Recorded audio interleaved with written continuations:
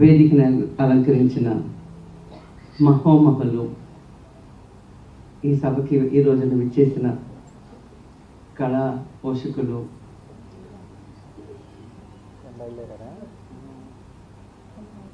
నాకు ఈ సన్మానం చేయించినందుకు నేనేం చెప్పాలో నాకేం అర్థం కావట్లేదు. నేను ఎక్స్పెక్ట్ కూడా చేయలేదు ఇంత ఘనంగా ఇలా సన్మానం చేస్తారని. సాయి గారికి, సాయి వారి మిస్సెస్ గారికి చాలా చాలా థ్యాంక్స్ చెప్తున్నాను. నన్ను అంటే ఆఫ్ చేసినందుకు 500 ప్రోగ్రామ్స్ చేసిన తర్వాత నాకు ఈ అవార్డుని ఇచ్చినందుకు, ఈ సన్మానం చేసినందుకు దేర్ ఇస్ అంటే మాటల్లో నేనేం చెప్పలేను. అంత ఇట్స్ అంటే ఈ ఒకేషను ఇట్స్ ఎప్పుడు రాదండి, అందరికీ రాదు.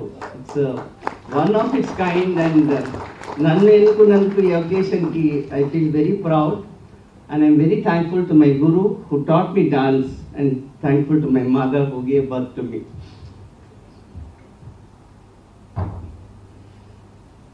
అంటే నా డాన్స్ కెరియర్ నేను పట్టిన కుందేలికి మూడే కాళ్ళు. మా అమ్మ ఎప్పుడు చెప్తుండేది ఆడవాళ్ళకి ఈ మొండితనం మంచిది కాదని. బట్ ఈ రోజునే ఇలా నిల్చొని ఉన్నానంటే నా పట్టుదలే అది. ఇట్స్ ఏ సిచ్యువేషన్ వచ్చినా it's do or die situation. చేస్తావా చేస్తావా.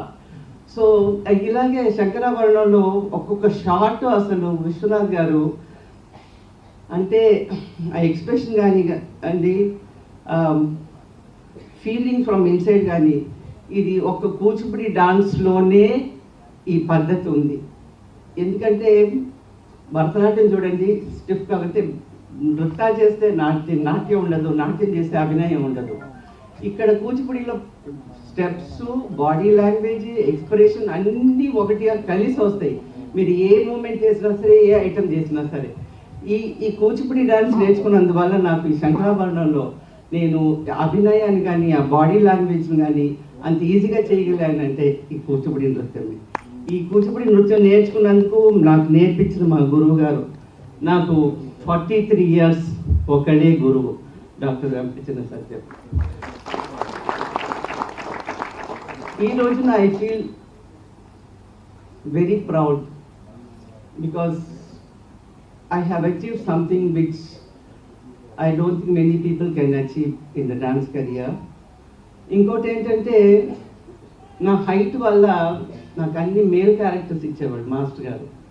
కృష్ణుడు, శ్రీనివాసుడు, దుష్యంతుడు, విశ్వామిత్రుడు అన్ని మేల్ క్యారెక్టర్సే. అది ఏమైపోయిందంటే శ్రీనివాసుడు నాకు తెలియకుండా నా బాడీ అంతా చాలా స్టిఫ్ అయిపోయింది అనమాట.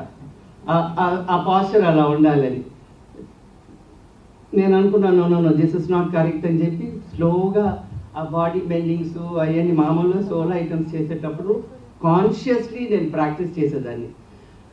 ఒకరోజు అన్నారు, నువ్వు ఆడవేషం వేస్తే మగవాళ్ళలాగా ఉంటావే అన్నారు. సర్రమనింది. నేను ఆడటాన్ని నేను మగవాళ్ళకి ఎందుకుంటాను అని అదొక ఛాలెంజ్గా తీసుకొని భామాకలాపం చేశాను. భామాకలాపంలో సత్యభామ క్యారెక్టర్ చేశాను అనమాట.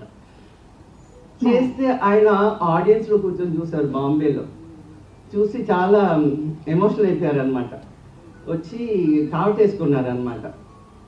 చాలా బాగుంది. అలాగా లైఫ్లో మన అందరికీ every step is a challenge.